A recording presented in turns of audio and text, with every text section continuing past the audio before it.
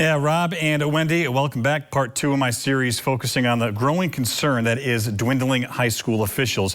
Last week we got a small taste of what it's like to be an official on a Friday night. Today we go to the beginning and examine the process one has to go through to become an official.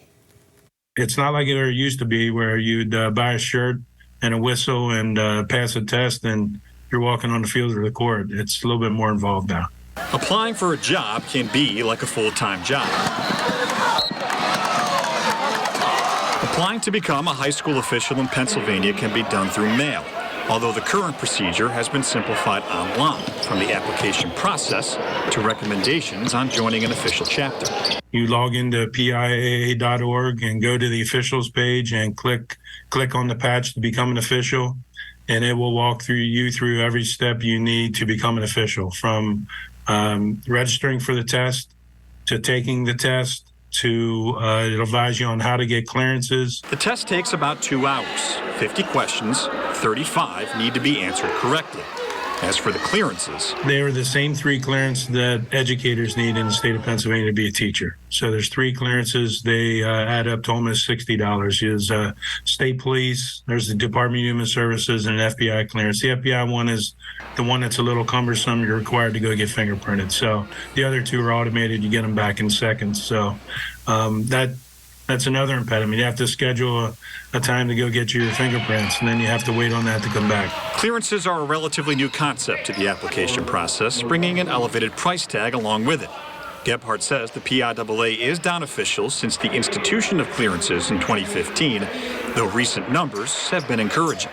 And officials have been through 2 cycles now of the renewal on those, and each time we go through a cycle, we seem to lose a few officials just because they don't want to go through it again, spend $60 for another 5-year hit on clearances. So that's been another cost that's been added that was never realized previous to that. Once that's all done, it's time to get your threads, which provides another financial challenge. We try to use a similar shirt for multiple sports. We have, of course, a black and white striped shirt, which I'll just talk about basketball and football. They can both use the same shirt, even though some football officials have gone to the 2-inch stripe, which is permitted as long as the rest of the crew wears the same shirt. But uniform costs can be another impediment. Starter packages are available at a reduced rate through most officials' supply stores, which will ship your orders to you. Certain chapters around the state have also gotten innovative. Many chapters have what's called an official's closet, where they'll have uniforms that maybe an official didn't wear very much. They aren't worn out, but they're happy to give them to the junior officials for them to get their start and try to cut the cost. First and 10 at the 15. Paperwork, check. Uniform and equipment, check. In the rotation and going to games. And all the experiences that come with that. Our focus next week.